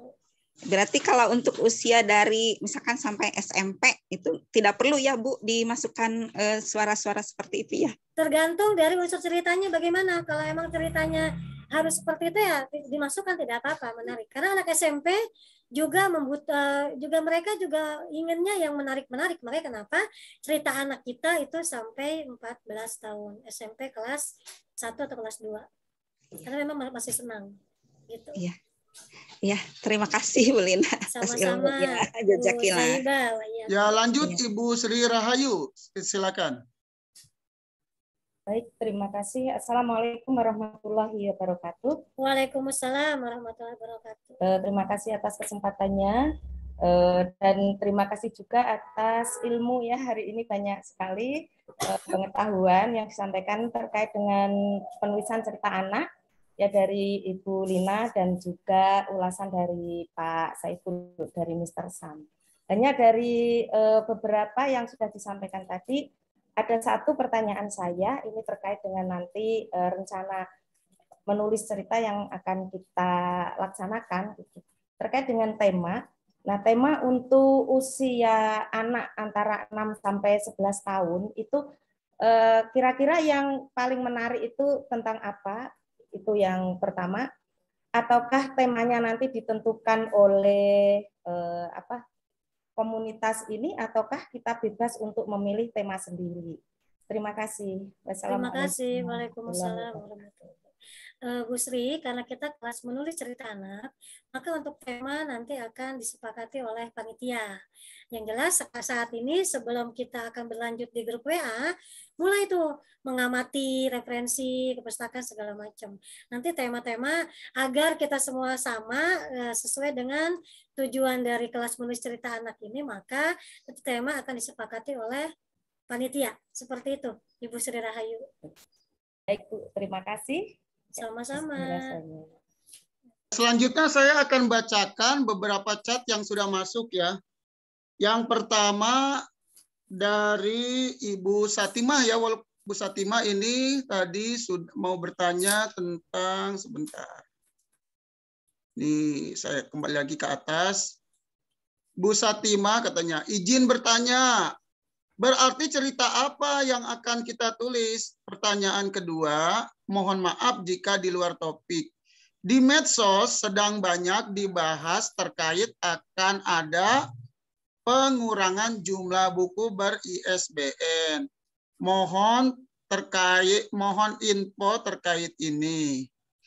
Untuk mempertahankan mood saat menulis cerita agar semangat menulis tetap tinggi, bagaimana caranya? Nah, ini sepertinya ada 3 pertanyaan ya dari Ibu Satimah. Pertanyaan tentang ISBN nanti saya minta bantu Bu Erni ya, yang kebetulan kemarin Bu Erni sedang mengawal kegiatan dengan Kak Perpusnas ya di kegiatan di webinar untuk ISBN. Kemudian untuk yang pertanyaan pertama, cerita apa yang akan kita tulis, ini mungkin dari saya akan sampaikan. Nanti yang ketiga dari Bu Lina. Cerita yang kita akan tulis, Ibu, cerita anak. Ya, cerita anak, bukan fabel, bukan cerita hewan ya. Bukan legenda, bukan cerita rakyat. Ya. Jadi bukan legenda, bukan cerita rakyat, bukan fabel. Cerita anak yang mana? Cerita anak yang realistis, bukan yang fiksi murni, bukan ya, bukan yang khayalan, yang realistis. Bagaimana kehidupan anak? Apakah apa adanya yang ditulis? Tidak, boleh ada imajinasi, boleh ada imajinasi, boleh ditambah-tambahkan, boleh, tapi yang logis, yang masuk akal, ya.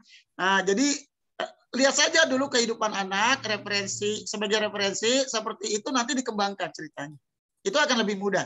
Jadi kita rekam aja cerita kegiatan anak pada saat ini, kita lihat, lalu kita kembangkan. Ya, kayak itu jawaban dari saya. Kemudian dari Bu Lina dulu ya, Bu Lina, nih, Untuk mempertahankan mood saat menulis cerita agar semangat menulis tetap tinggi, bagaimana caranya? Silakan Bu Lina. Ya, baik. Terima kasih Mr. Sam. Bu Sati. Ketemu lagi ya Bu Satima. Ini sama-sama Bu ya, Ibu Satima. Satima. Sama-sama konselor ini Mr. Sam. Sama-sama konselor dan beliau juga pernah ikut kelas Carmina juga. Mood menulis. Kalau kita nunggu mood, kita nggak akan mau nulis-nulis. Nah, mood itu bisa kita bangkitkan sendiri. Misalnya, kalau saya pribadi ketika sedang tidak mood atau sedang moodnya, namanya manusia, kadang mood naik, kadang mood turun. Kalau mood turun, biasa saya tuh akan membaca yang lain. Saya ketika mood, saya sempat itu tidak menulis selama beberapa waktu, dan itu saya bukannya ngapa-ngapain, tapi saya membaca novel. Saya membaca novel online yang ada di HP, karena bisa sambil tiduran, bisa sambil ngapain aja. Kemudian ketika mau menumbuhkan mood, kira-kira kayak kita orang lagi bete. Kalau lagi bete biasanya kita ngapain? Kayak gitu juga mood. Saya kalau lagi bete, saya pribadi kalau lagi bete itu baca novel, makan bakso, makan mie ayam. Biasa kita akan melihat. Ketika makan bakso akan melihat. Kalau misalnya kita cerita anak, akan melihat anak-anak jalanan atau anak-anak yang anak kelas 5 SD makan bakso sambil sambil susah banget dia motong-motong baksonya. Itu bisa jadi ide, bisa aja tiba-tiba terlintas di pikiran kita. Nah, kemudian ketika kita sedang ke mall karena kita lagi bete, lagi malas mood, lagi nggak mood, kita bisa ngelihat. Dan mood itu sendiri harus memang kita paksa, kita sendirilah yang harus membangkitkannya, karena kita sendirilah yang tahu kapan saat kita akan muncul bangkit kembali moodnya. Seperti itu. Mungkin itu Mr. Sam. Ya, terima kasih. Kita lanjut Bu Erni, ini tentang ISBN Bu Erni. Ya, katanya seperti apa nih ke depan? Silakan Bu Erni.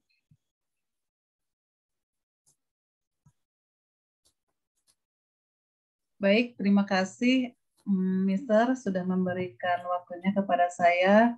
Kebetulan persis hari kemarin saya bersama Kepala Perpustakaan Nasional Bapak Dr. Andes Muhammad Syarif Bando MM mengawal beliau. Tapi untuk pembicaraan ke arah sana keburu habis waktu, cuman yang saya tangkap itu tidak seperti yang terjadi di lapangan begitu, Mister. Jadi begini, ibu-ibu, ceritanya British Library itu adalah pihak yang mengeluarkan nomor ISBN. Nah, nomor ISBN tersebut setiap negara itu diberi jatah. Nah, termasuk Indonesia. Dan jatahnya itu nomor ISBN itu untuk 10 tahun ke depan. Itu dari 2012 kalau tidak salah ya. Itu untuk 10 tahun ke depan. Ternyata ini barangkali ada sangkut pautnya dengan gerakan literasi dari kita, para pendidik terutama ya, Bu Lina, para pendidik yang sangat luar biasa di tahun 2016 atau 2000 berapa ya, 2017-16 yang pada saat itu langsung booming, banyak sekali kegiatan-kegiatan yang melibatkan para pendidik, para pengajar untuk membuat buku sehingga produktivitas buku mencetak buku tersebut menjadi melonjak. Apalagi ada salah satunya syarat untuk kenaikan golongan itu buku yang ber-ISBN itu memiliki poin yang lebih besar daripada buku yang tidak ber-ISBN. Jadi sebetulnya Bapak Ibu, buku tidak ber-ISBN pun bisa masuk untuk kenaikan golongan. Tapi karena poinnya lebih kecil, maka karena kita mengejar untuk menutupi target poin yang harus kita tutup, jadi kebanyakan guru-guru itu mengambil jalur yang mengambil buku yang ber-ISBN. Ya. Dari situlah mungkin banyak sekali penerbit yang membantu para pendidik supaya mereka dapat menerbitkan bukunya dengan ber-ISBN dengan low budget, artinya bisa kurang dari 30 eksemplar ya. Kalau kemarin-kemarin kita bisa mencetak kurang dari 30 eksemplar, bahkan hanya 2 biji, hanya 2 buah ya gitu, 2 buah, 5 buah, 4 buah gitu kalau kemarin gitu ya.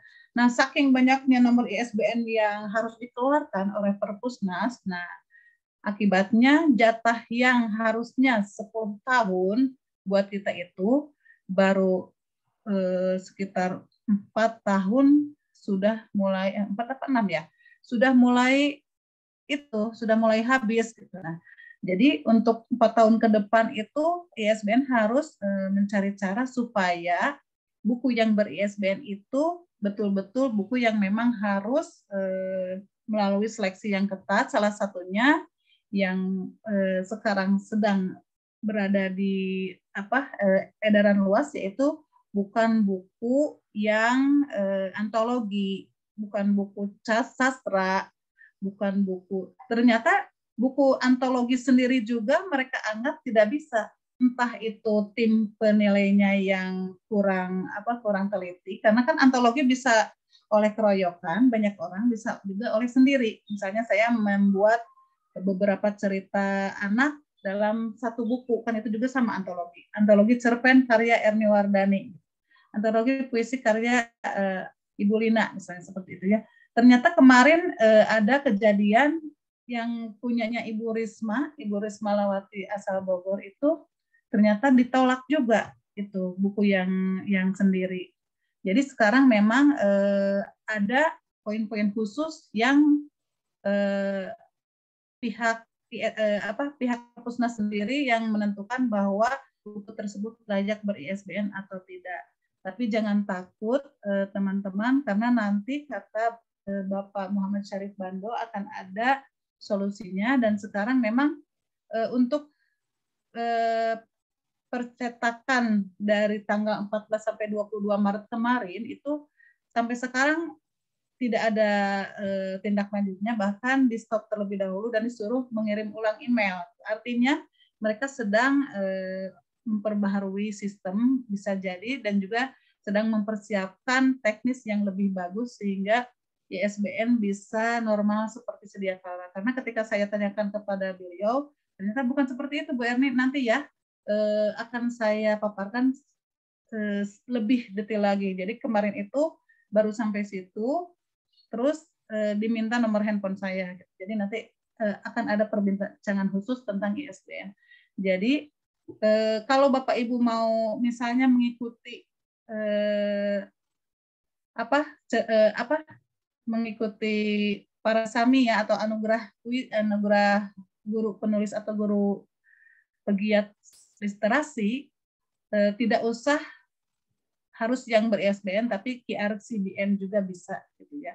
Jadi jangan takut dengan tidak adanya ISBN, buku Bapak Ibu tidak bisa untuk ikut serta dalam kegiatan literasi atau bahkan untuk kenaikan golongan. Pokoknya semangat terus, menulis terus, begitu Pak Saiful, Bu Lina.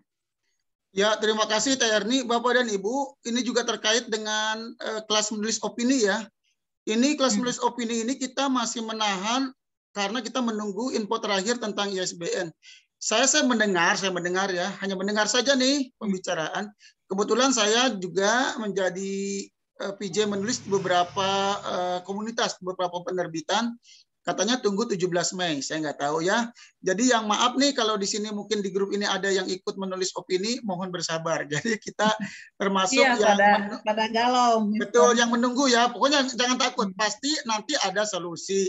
Dan nggak ada masalah mau QRCBN, mau apa ya. Betul. Saya di rumah lain itu ada yang mengirimkan naskah ke saya, tuh saya bilang kalau mau cepat QRCBN, dan mereka tidak ada masalah. Jadi ini sedang proses, saya sedang ngedit buku, dan karena mereka book identity ya. Betul, karena mereka kebetulan mau, ya udah. Tapi kalau yang opini kita tunggu saja sampai ada keputusan terakhir tentang ISBN ya. Yang sedang tulis opini mohon bersabar. Oke, kita lanjut kepada Bapak dan Ibu. Ini kan waktunya mepet. Jadi yang saya hanya membacakan nanti yang sudah menulis pertanyaan ya. Jadi tidak menambah lagi yang bertanya, nanti saja di grup WA ya. Oke, saya akan bacakan lanjutnya dari Ibu Siti Jaiba. Beliau minta materinya mohon di-share dong, katanya di grup. Gimana Bu Lina? Bisa tidak? Sudah saya share ke Mr. Sam. Oke, nanti saya akan share lanjut ya, Purwot. Kita lanjut dari TBM Ceria, Ibu Nina ya. Punten bertanya kepada Ibu Nina, mungkin Bu Lina kali maksudnya ya. Bu, jika kita menulis buku cerita bergambar, apakah kita sebagai penulis harus bisa menggambarnya sendiri? Silakan Bu Lina, cepat aja ya. Ya, langsung jawab aja ya. Ya. Tidak perlu menggambar sendiri. Kita punya ilustrator. Cuma untuk antologi kita, kelas menulis ini, tidak memakai gambar. Tadi sudah dijelaskan kan sama Mr. Sam? Ya, oke. Kita lanjut dari Ibu Satima. Ibu Satima, bagaimana jika menulis berhenti di tengah jalan? Lalu ada ide baru. Apakah lanjut yang lama atau yang baru? Silakan Bu Lina. Berarti tengah jalan, lanjutin aja. Lanjutinnya, nah kita simpen. Kalau misal di WA, di HP kita lanjut seperti itu. Biasanya akan seperti itu. Betul. Makanya kita harus mengedit tulisan kita sendiri sebelum dikirim. Ya, daripada bikin cerita baru ya, mending lanjutinnya udah ada ya. Oke. Dari Ibu Dian Sapitri, izin bertanya, cerita yang ditulis apakah tema bebas atau bagaimana? Terus untuk usia berapa? Oh, ini saya bantu jawab aja. Jadi untuk usia SD dan SMP. Usia SD dan SMP, temanya tema bebas tapi kehidupan anak secara realistis ya. Oke. Kita lanjut ke Ibu Neni Hendriati. Izin bertanya, pada saat menulis hanya bisa satu paragraf. Selanjutnya tiba-tiba macet dan ditinggal. Akhirnya cerita tidak berlanjut. Bagaimana solusinya? Silakan, hampir sama tadi. Solusinya yang pertanyaan pertama yang mood. Nah, itu jalan-jalan dulu, makan bakso dulu, baca-baca dulu, lanjut lagi. Mood insya Allah bisa. Bapak Ibu sahabat penulis, untuk mood insya Allah bisa, asal ada keinginan dari kita untuk menulis. Itu aja. Betul. Kadang jangankan menulis ya, kadang mengedit pun perlu mood loh. Iya, perlu mood. Kalau lagi kita enggak konsentrasi, ngeditnya itu amburadul ya.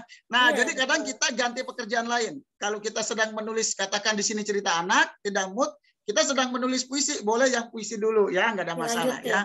Oke. Kemudian dari Ibu Sri Sudaryanti. Bagaimana kalau menulis ceritanya jangan dibatasi dengan halaman, tetapi oleh jumlah kata, misalnya maksimal 300 kata. Oh iya, ini dari saya ya.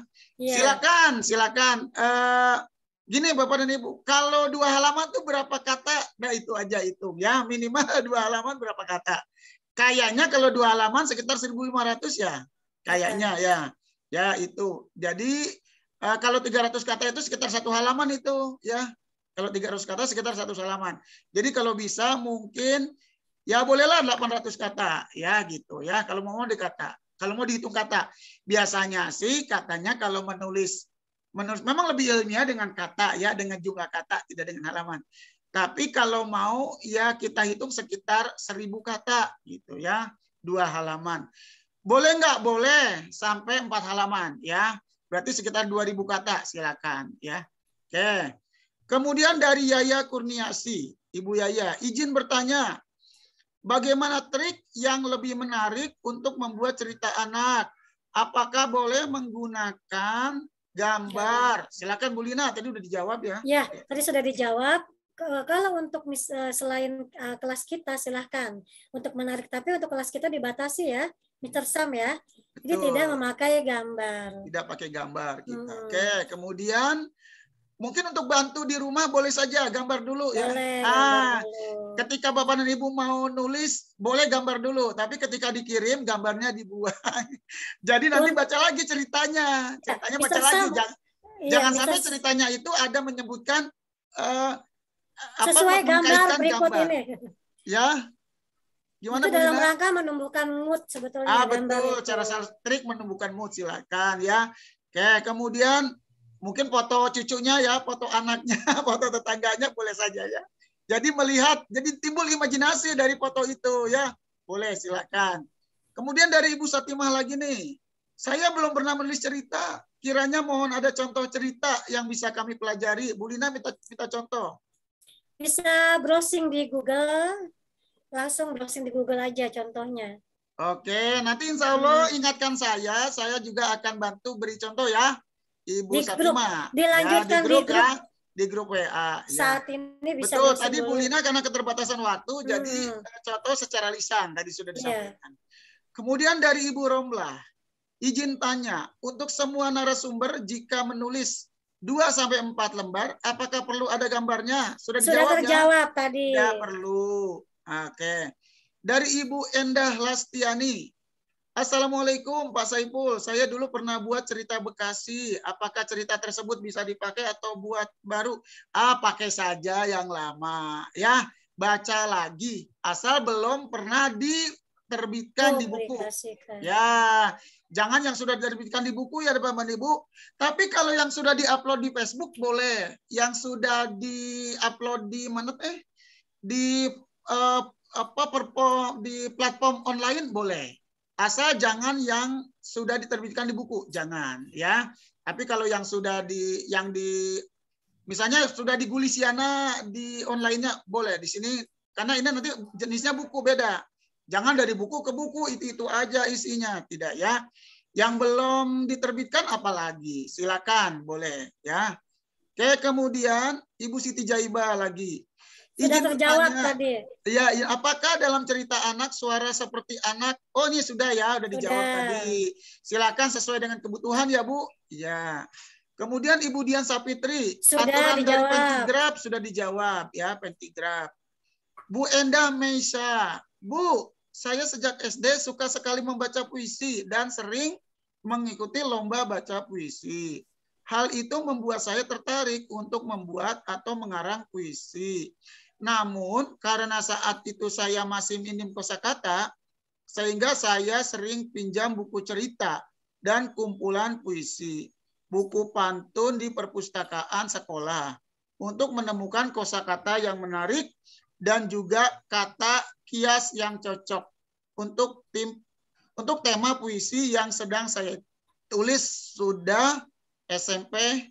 Mana nih terputus nih? Yeah. Tapi pertanyaannya nggak muncul kayaknya. Ini jadinya muncul. Ya.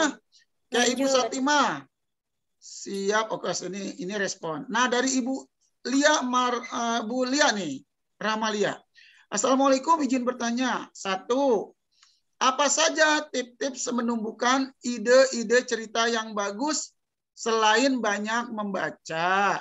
Itu 1. 1 lagi, berhubungan dengan mood menulis, bagaimana menjaga suasana hati ketika sedang menulis, kemudian terputus karena ada gangguan mendadak. Silakan Bu Lina, ada 2 pertanyaan. Ya, baik, terima kasih. Ide-ide bagus saya membaca.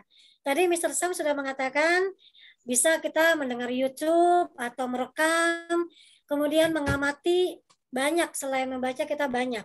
Seperti ini di sebelah saya ada anak saya. Saya langsung ada ide mau menulis seperti itu. Jadi tidak selain membaca banyak sekali. Itu ya. Yang kedua, bagaimana berhubungan dengan mood menulis. Nah, seperti tadi, kita bisa jalan, bisa makan bakso, makan mie ayam, ngobrol, kemudian bisa melakukan aktivitas lain selain yang berhubungan dengan menulis dan membaca. Mungkin itu, Mr. Sam? Ya, terima kasih Bu Lina. Bapak dan Ibu mohon maaf nanti kita berkomunikasi di WA karena waktu sudah 11.34, nanti bapak-bapak mau ke masjid nih. Ibu-ibunya juga siap-siap mau lihat belanjaannya yang sudah dibeli tadi pagi ya. Bapak dan Ibu, benar tadi kata Bu Lina, tuh di sebelahnya sudah ada ide. Saya juga di barusan tadi, saya mute, ada bunyi genjerang-genjring itu anak-anak ya. Genjerang-genjring tuh, itu realistis loh ya, realistis. Nah, kita munculkan nih Bu, imajinasi kita, konflik. Apa konfliknya? Tetangganya sakit misalnya, genjerang-genjring di samping orang yang sedang sakit. Lalu di antara mereka saling beradu argumentasi, jangan diteruskan, gitu misalnya. Yang satu bilang, nggak apa-apa. Nah, itu kan konflik. Nah, itu salah satu contoh. Jadi realistisnya genjang-genjring. Itu lagi pukul-pukul tuh. Jadi dia meniru membangunkan sahur ya. Para remaja membangunkan sahur. Itu menjadi ide kita, lalu kita munculkan konflik. Oh, tetangga sedang sakit. Tidak ada yang sedang sakit sih, alhamdulillah ya. Tapi hanya munculkan saja. Nah, itu salah satu. Kemudian atau di sebelah kita nih, tadi kita sudah mulai pagi-pagi. Ternyata anak kita, katakan anak kita tahu-tahu tuh sedang di kamar mandi sendirian. Tuh, anak saya tadi di kamar mandi sendirian, istri saya sedang mengaji di masjid. Nah, saya di sini. Anggaplah terjadi sesuatu misalnya, ya sesuatu bisa terpleset atau pintunya tertutup, terkunci dan dia tidak bisa membuka pintu kamar mandi misalnya. Nah, itu menjadi realistisnya sedang di kamar mandi, konfliknya kita munculkan, terkunci pintunya. Ah, gitu ya. Nanti penyelesaian konfliknya jangan begitu mudah ya, diatur-atur.